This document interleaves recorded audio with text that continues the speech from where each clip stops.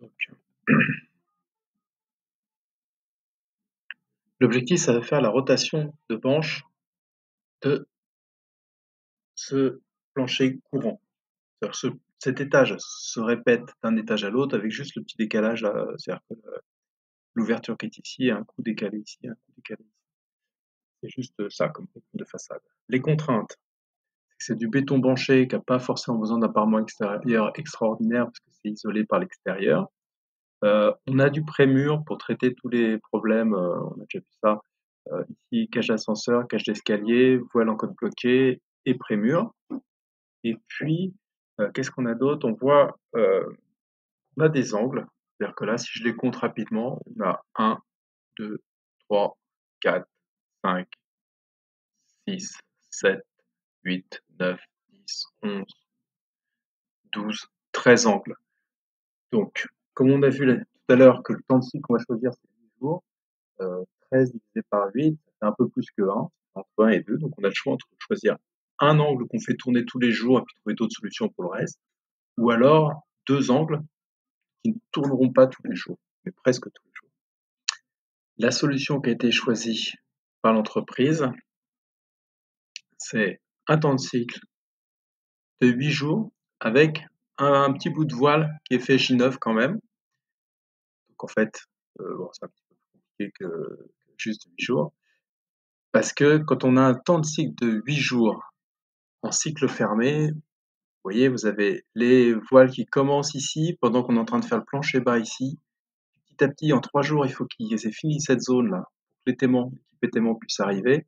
Mais il ne faut pas qu'ils avancent trop vite parce qu'il faut avoir eu le temps de bétonner cette zone-là. Donc c'est un peu tendu.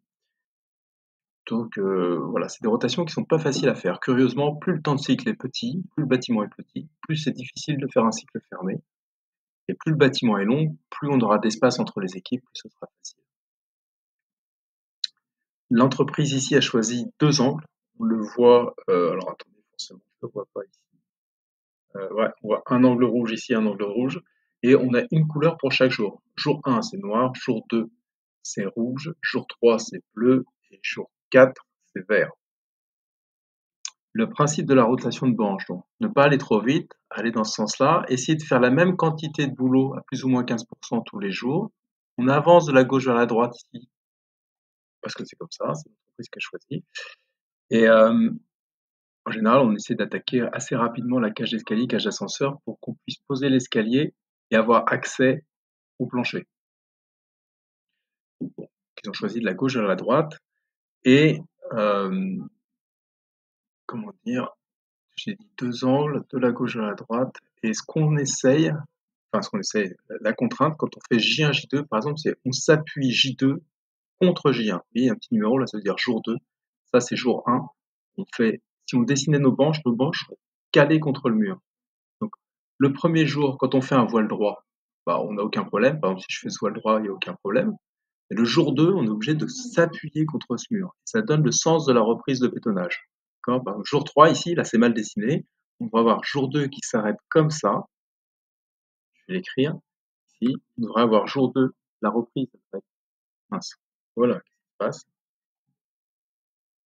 C'est moi. Stop. Pourquoi il me fait... Ah oui. Normalement, on devrait avoir une reprise comme ça. Et ça s'arrête comme ça. Et tout ça, c'est rouge. Et la branche, on la met contre le mur qui est déjà fait la veille. D'accord? Et normalement, on la bride. C'est-à-dire qu'ici, on peut mettre une barrette, venir bloquer la branche pour pas qu'elle avance sous la poussée du béton contre la branche. Bon, ça dépend un peu. Voilà. Le principe, quand vous faites votre rotation, c'est toujours on s'appuie, on fait 2 après 1, 2 s'appuie contre 1, 3 s'appuie contre 2, etc. Par exemple, ici, si je reprends mon raisonnement, je fais 2, ensuite 3, l'arrêt est forcément comme ça. D'ailleurs, on la voit, la branche, elle est posée comme ça, donc l'arrêt est comme ceci. Donc là, c'est rouge. Voilà.